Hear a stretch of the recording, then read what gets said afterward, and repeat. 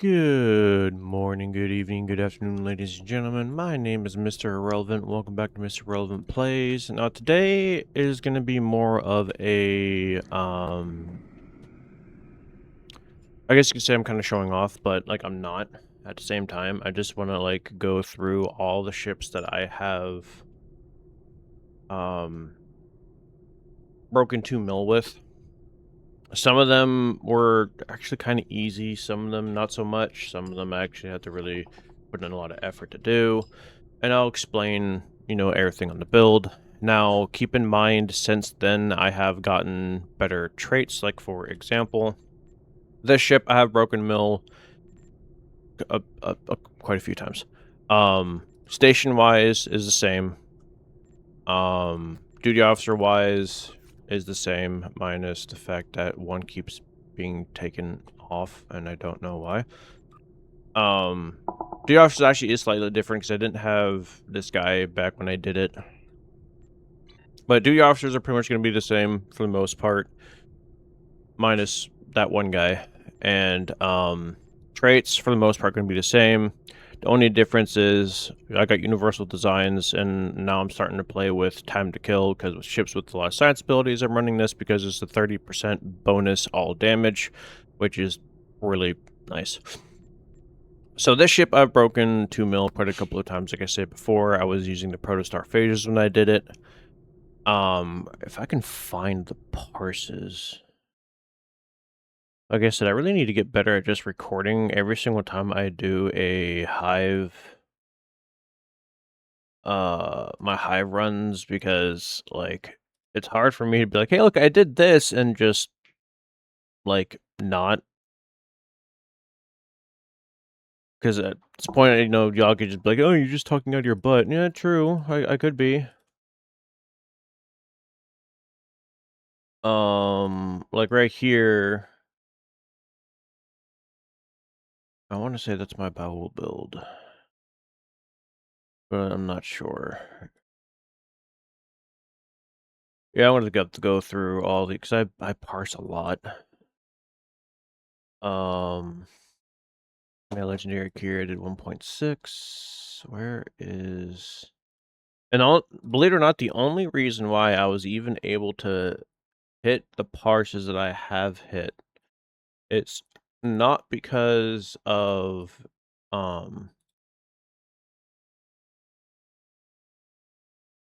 is not because I've had help. Hence why I'm trying to make these videos, just showing, hey, these ships are actually cool, and these ships are actually good. Like stuff like that. Um, hold on. No, that's not what. Okay, so apparently I haven't even posted it to him either. So, for example, the guy who has been helping me has done stuff like this. For example, this is trance 5 mil DPS. Like, he's done stuff like this. This is the guy who has helped me. So now I'm basically doing what I can to give y'all the same help that he has given me.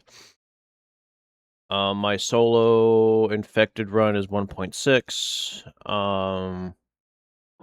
My solo hive, I think, is like 1.2. Somewhere around there.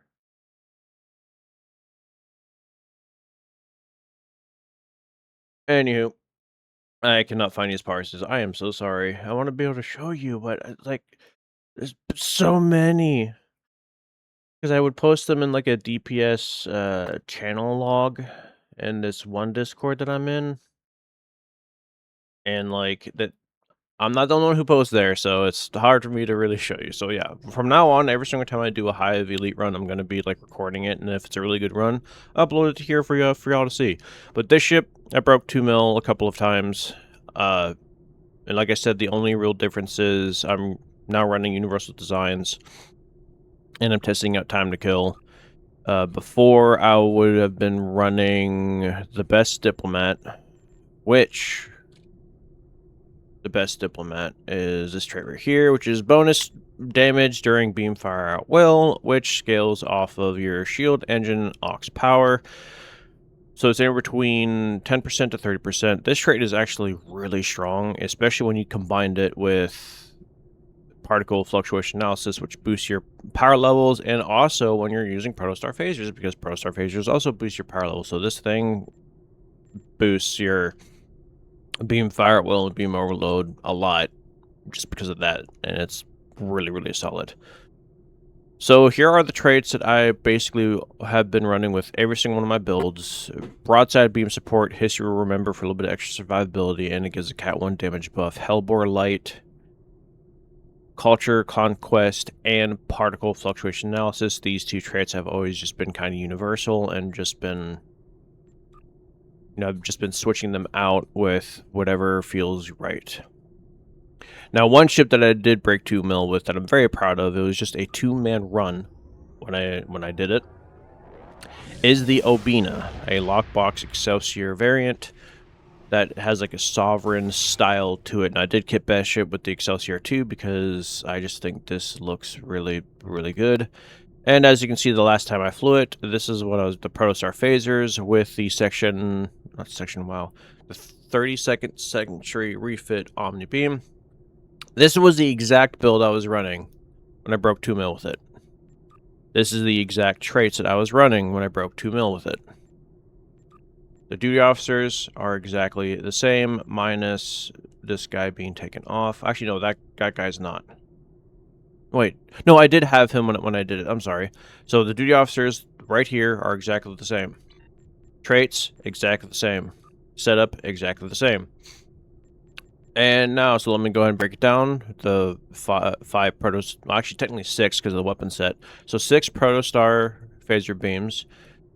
32nd Century refit, Omni Beam, Kinetic Cutting Beam, the Khmer Alliance shields for the reflecting, the Tholian Nucleus Warp Core for the crystals, competitive engines for the speed boost, Colony World Deflector because it's the best deflector in terms of boosting your DPS, Agony Redistributor, I really cannot speak this morning, my goodness.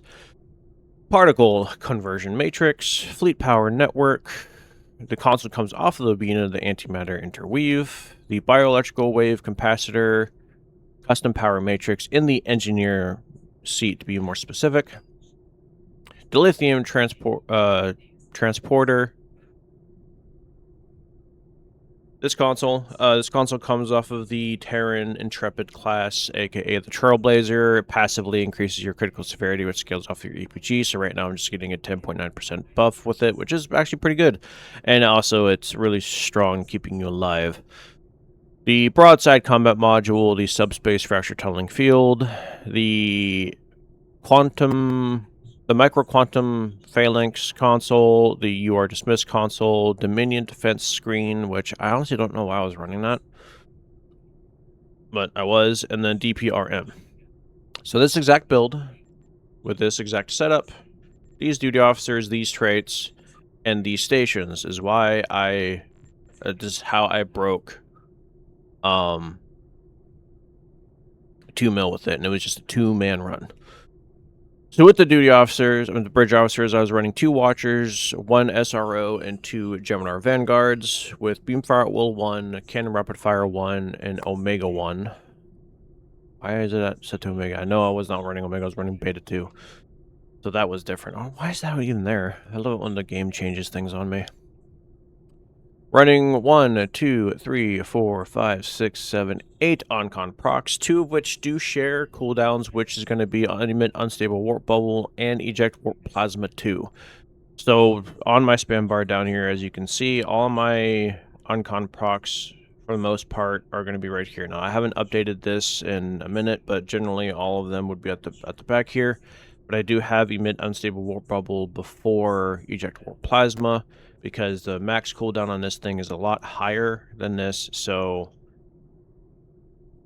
it actually does help out a lot. So I already went over the Starship traits. Personal traits is going to be a good day to die, because that's the most important personal trait for all tactical captains.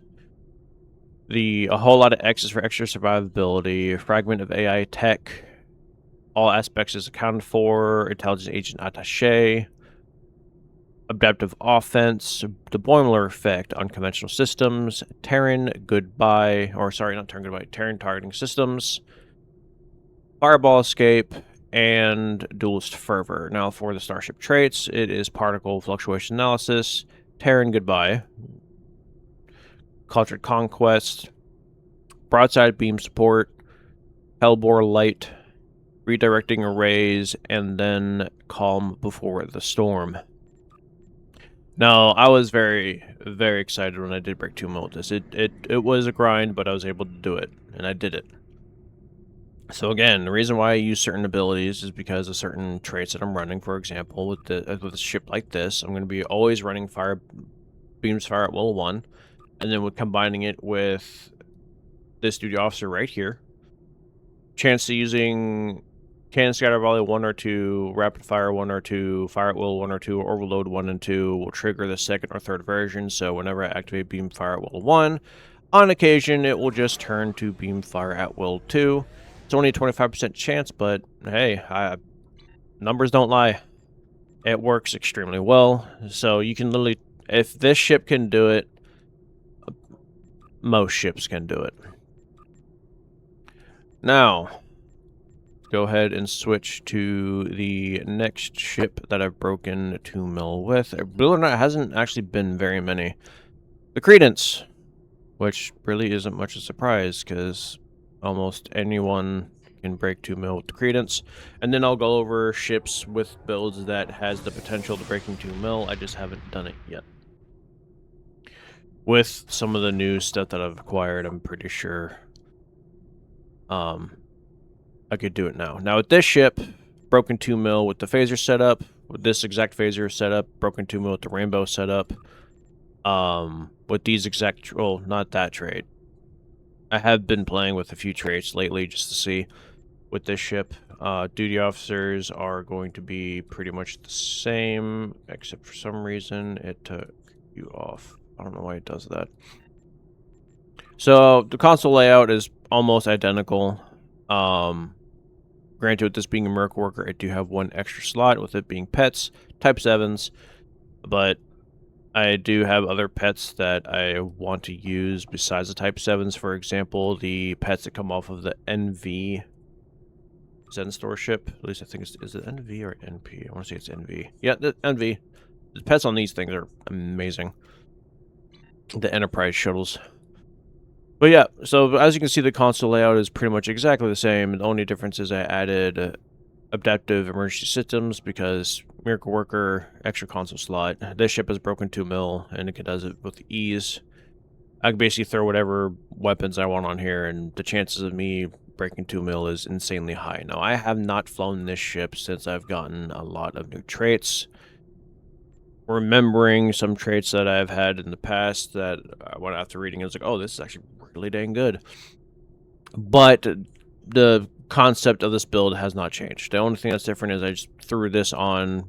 If I were to actually go back to my actual build, I would be running any of these Intel Handler, Intense Focus, like any of these other traits that do some kind of like DPS buff, debuffing, Terran targeting systems. Like those are the types of traits that I would generally run instead of that speed one. So this is my Credence. This is by far the ship that had the easiest time breaking 2 mil. The other ship that had the easiest time breaking 2 mil was the Noble. I wasn't even trying when I did. And I'm not saying that I'm not like bloating. I'm just saying like I wasn't prepared and I wasn't expecting it to happen, but it did. So these are the 3 ships that I really wanted to show and be like, hey, this broke 2 mil, and this is how I did it. With the Albina, I did it with a 2-man. I did it with a 2-man with this a couple of times, but I also did it solo in the random elite. I did it with the Noble with the random elite. My Baul build on my Kelvin Timeline D7 that I've gone over, that definitely has the potential to break 2 mil. Now that I got some extra traits, oh, for sure. And then ships that I've broken 1 mil is, well, all of them. I've broken 1 mil in every single one of these ships. The Tholian Mesh Weaver, I did 1.3 with Tetrion. I broke over a mill in a 3-3 ship that's not even X2'd. I broke a mill in a 4-4 ship that isn't X2'd.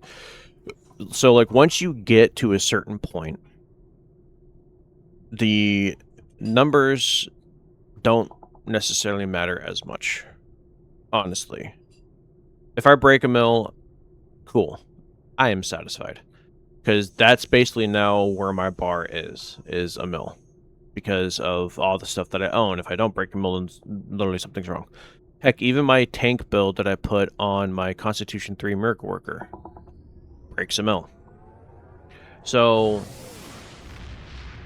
I don't want people to get discouraged thinking, hey, I have to buy these things. You don't have to. Breaking a mill, like, honestly, isn't really worth it. And my tank build is using Rainbow. And it broke a mill. It's just missing one of the consoles, and the Tetrion Omnibeam I was using, I moved to a different character. But, like, the way this game is so much fun because literally it's a giant playground. You can use whatever you want, however you want, whichever way you want. And who's going to stop you? No one. You can, if you have an idea for a build, to do it. That's the joys of this game, is you can literally explore, do all these different kind of combinations. Heck, I'm starting to play with these tactical consoles because, like I said before in a previous video, they boost proton damage. So I wanted to test to see how well that they would do with proton beams. Look, there's a lot that I'm still working on, and I cannot wait to show them all to you. But again,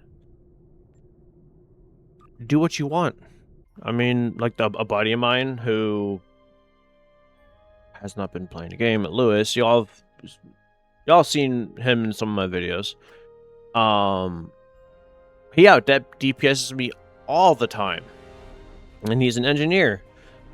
That's why I'm starting to believe that engineers has the potential to overthrow tactical captains when it comes to DPSing. And the reason why I'm saying that is because, one, they don't need to run a good day to die. They can use a personal trait that's unique only to them that boosts their DPS. Not only that, with the Endeavor system, like the buff from Attack Pattern Alpha that gives you crit, it's kind of redundant. And there's a lot of things that you throw on your ship nowadays that excuse me, that literally basically completely makes Attack Pattern Alpha not as good as it used to be back in the past. Yes, it still gives you bonus odd damage, which is huge, do not get me wrong, and a good day to die is also huge because it gives you also a 50% bonus odd damage and 20% and plus 20 odd damage resist rating. I'm not disagreeing that Tactical Captain isn't absolutely amazing. I never once said that. I just said that Engineer has the potential to overthrow Tactical because of what I have seen a buddy of mine who mains Engineer. I've been playing with it myself. I still can't figure out how he does it, but then again, I don't own like 90% of the stuff on my main Engineer that he does. And for one, two, my Engineer is a Gorn, and so I don't have that extra personal slot. And three, I don't know how he has his skill tree. I set it up in the best way that I could to get these two traits working to the best of their ability, but like, I don't know how he does it. I remember he set something up. He's like, bro, I just broke 3 mil. I'm like, cool, awesome, fantastic. Like, we have kind of like this rivalry going to see who can, like, you know, overthrow someone else. So it's fun. So at the end of the day, the duty officers that I do recommend people try to get their hands on is Del Rey and Vincent Kish, weapons expert, because there are lots of builds that I run where I can't do, where I just can't use Beam Fire Will 3. And there are also certain bridge roster abilities that I just don't use because of, yes, do they help out in terms of DPS? Sure, but there's negative aspects to it. Like, for example, I'll give one really good one that used to be used all the time, but ever since I got into the high-end rotation, it pretty much doesn't get used, like, at all. And I don't think I have been trained, which is Override Subsystems 3.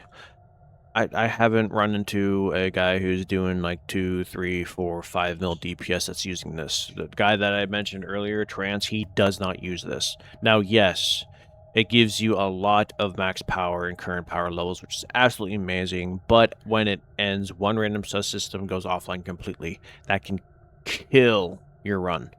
Your engines can be turned off, then you can't move. Your weapons can be turned off, then your weapons stop firing. Your aux power can be turned off, which is really bad because a lot of stuff that you run, like for example Fleet Power Network, scales off of aux. So there's lots of things that you have to consider when doing builds. Is it still super fun to use? Oh, absolutely. Now there is a way to counteract that debuff, and that is, I want to say engineering team does it. Engineering team or science team does it. A healing ability does it. I just can't remember which one because I haven't run it in so long. That would, like, I don't have room for it. I really don't. On this character, sure, I have room for it because of the fact I'm using reverse shield polarity, so I can easily just toss that for it. But once I get emit unstable warp bubble, I'm throwing that on there. Because right now, this ship only has, as you can see, 7 uncon procs, and I feel better with 8. So after all the many hours of testing, days of testing, heck, even sometimes weeks of testing, with my buddy Lewis, with Trance, I've come to find where, like, my best setups are. And I'm starting to figure out how to get those really big, really gross numbers, especially with the Krenim warship, which also has the potential to break 2 mil. Pretty much what I'm pretty much trying to say, most ships nowadays has the potential to break 2 mil very easily. I can tell you right now that I actually want to say even this ship has the potential to break 2 mil.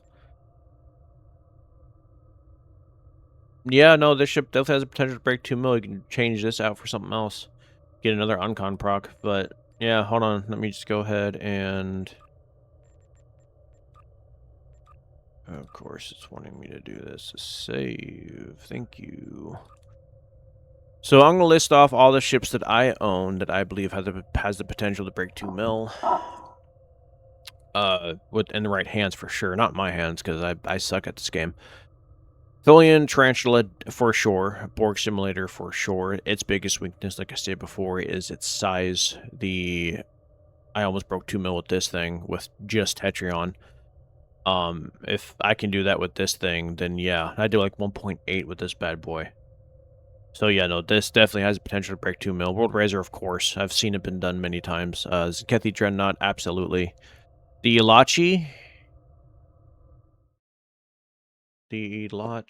let me see.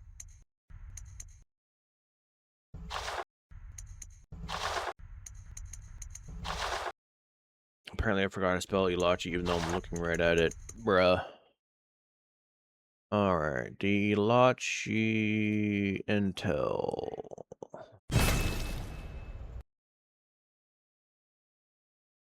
Honestly, yeah. No, it does. It's 5.3, and I've already established workarounds. Actually, I'm going to be working on see which one's better, to hell with orders or unconventional systems. Which one does a better uncon. So stay tuned for that. That's going to be fun.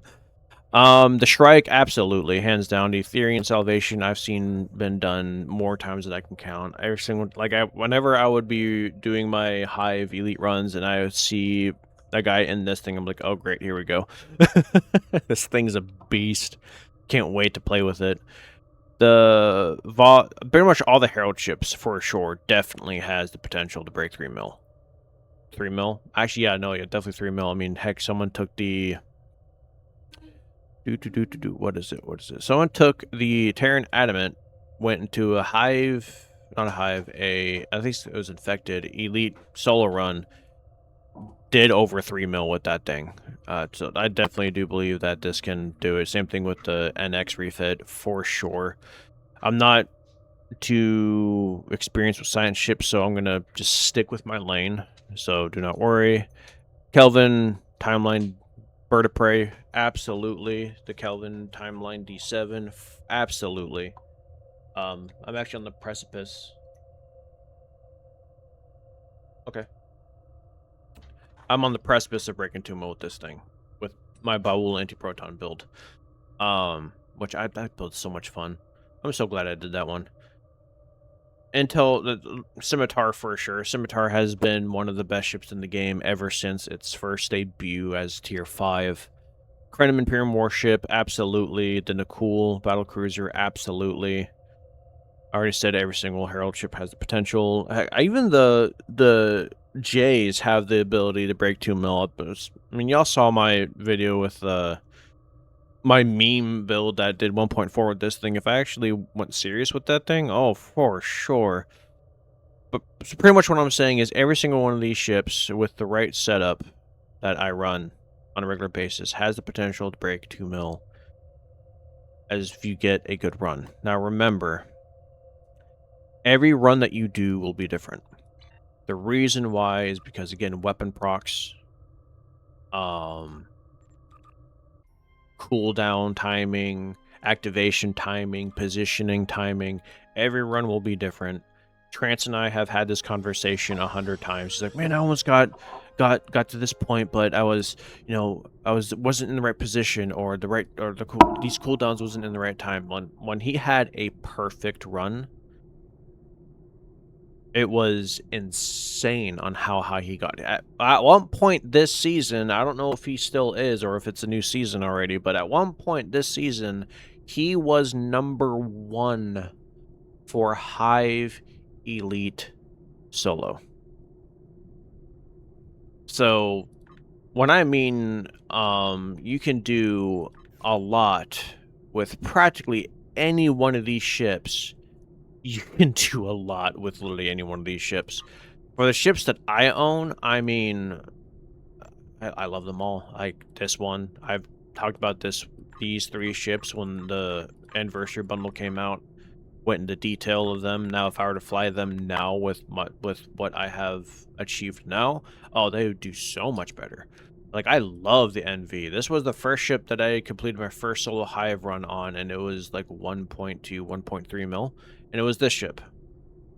Before I had the Credence, I didn't have the Credence at the time, so I didn't have the Credence console, the Credence trait. I did it with this little bad boy right here, and I love this ship. This ship will forever go down to be one of my all-time favorites just because of it was literally my first solo run that did amazing. I've broken a mill in the Arc Royale. It's not even X2'd. I guess I don't think it's X2'd. The Chekhov, like this little Science Intel warship, like this thing is a little monster. I love this thing. I love taking it and just like kind of like making people scratch their head, like, how are you doing that? The Proxima was the first ship that broke a mill on my alt character that was doing the restrictions with it. I still don't know how I did it, but I love the Proxima. I still run it today, and it does amazing. And yes, pure beam firewall build, even though it's 4-3. So, like, you can literally fly whatever you want. Whatever you want. Meta dictates you have to fly a ship that's 5-3. Sure. Sure.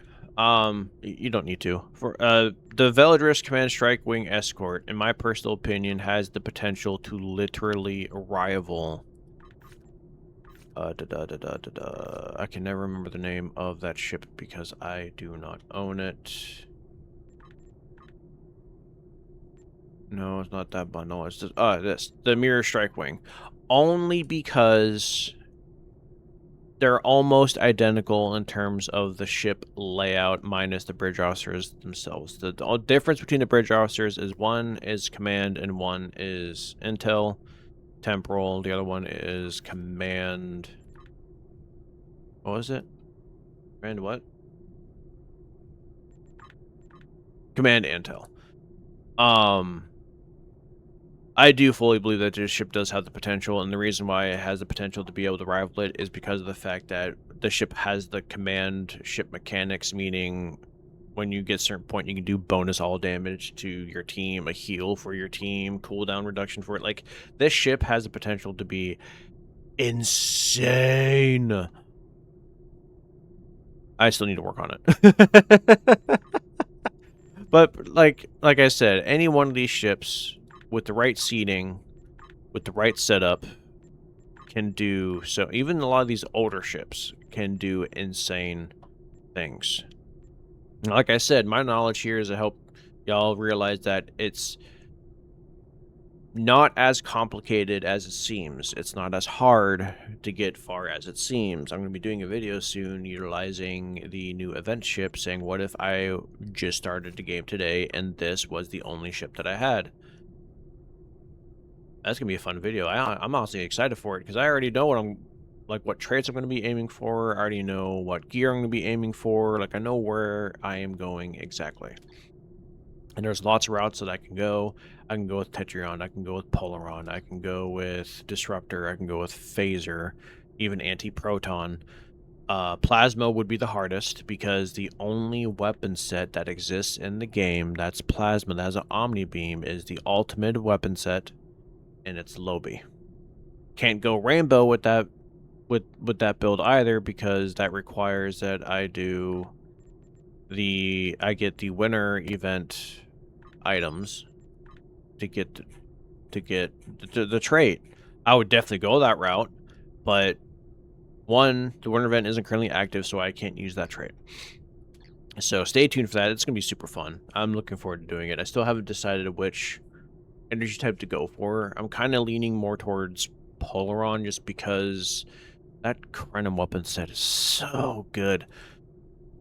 Could also go with Disruptor because there are the House Martok set is amazing. Like, even with Phaser, like, there's so many stuff you can get just from the story that will just make your ship shine. So this isn't a video of me gloating. This is just me a video showing you, like, I have put in the work to achieve this, especially when it comes to, like, the Obina, for example. There was a lot of trial and error with that ship to break 2 mil. Now that I am no longer restricting my other character, which is this guy right here, this guy has the potential to also break 2 mil. I just have to get the right run. I'm still trying to work on completing a solo hive run again. I redid my skill tree forever ago on my main character. And ever since then, I haven't been able to successfully complete a hive solo run because I keep dying. So I got to figure out, like, where to, like, balance myself out. Again, I am spending so many, look at that, 7.7 thousand hours. When you hover over here, last 2 weeks, 143.5 hours. Yeah, I'm doing a lot. I'm constantly playing, I'm constantly strategizing, I'm constantly testing. I'm starting to use bats to, as you can see here, I've crafted a ton of bats. Batteries definitely play a huge role in the solo runs, so I'll get into that later. But for right now, these videos are strictly for, hey, these ships exist. This is what I recommend, and at some point I plan on doing a full video breakdown because I've gone through this with many people on what Zen ships to aim for. If it loads. Yeah, what Zen ships to aim for, like which ones you should get first. Same thing with bundles. Like, there's a lot of ship bundles that people say that you should get first, and some people say the legendary battlecruiser bundle, where yes, you should definitely get this, but I wouldn't put this at, like, the #1 slot. 10th anniversary will always be at #1 slot for me in terms of bundles to acquire, but, like, I would put the legendary last stand bundle above that one because, one, you're getting 3 ships, all 3 are fantastic. 2 of them have legendary traits that are worth using and great. And also, this ship is a monster of a DPSing ship. It's intel, primary, command, secondary. This thing can literally do everything. Want to do a cannon build? You can. Throw in that one duty officer that has a 25% chance to make it Scatter Volley 3. You're good. You want to do beam fire at will, beam overload? You can. Already has a seating for it. You want to do a torp build? Guess what? You can. It's right there. The lieutenant commander command seat. It's literally all you need. Like, this ship can do a lot. And also, the pets on this thing are awesome. But yeah, like you can do literally anything with your ships. I haven't honestly been paying attention to what the meta is, not because of the fact that I don't trust the meta, but because of the fact that I want to do my own thing. And so far, my own thing has been working.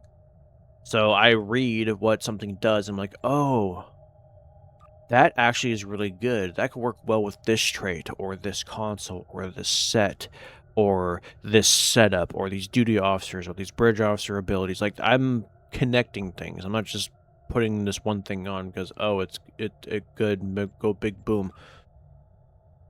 I'm putting things together. I'm testing them out, and I'm having fun with it.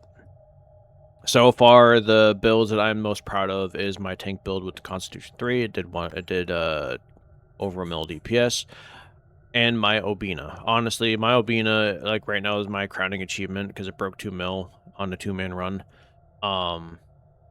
I cannot find that parse, but I am going to start working on recording every single one of my Hive runs because, oh yeah, look at that. I did this with the Iwani.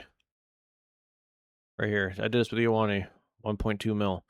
So, like, fly the ships that you want to fly and figure out a setup that works very well with it. So,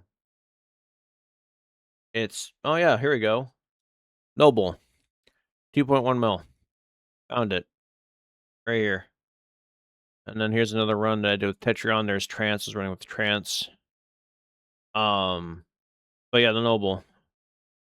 A random run. I don't even know any of those guys. But yeah, the whole point of these videos is to be like, hey, you know, you can do this with this. You can do this with that. You can do this with this. Like, don't, you know, have fun with it. It's literally, the game is your playground. And so I've been enjoying my runs. I've been enjoying my testing because even though that I've already achieved my goals when it comes to where I want to be, I don't need to keep going. I'm good. Like, I am in nowhere. I do not want to be. Well, not really. I do not want to. Like, I don't care if I achieve 3 mil. I don't care if I achieve 4 mil. It doesn't matter to me. To me, if I was going to say your DPS matters, is what did you do in Hive and Elite solo? That's where I would say that you have achieved, like, peak performance. If you can do those solo and achieve high numbers, then you've won. Which I kind of want to do that with my Crenum Imperium.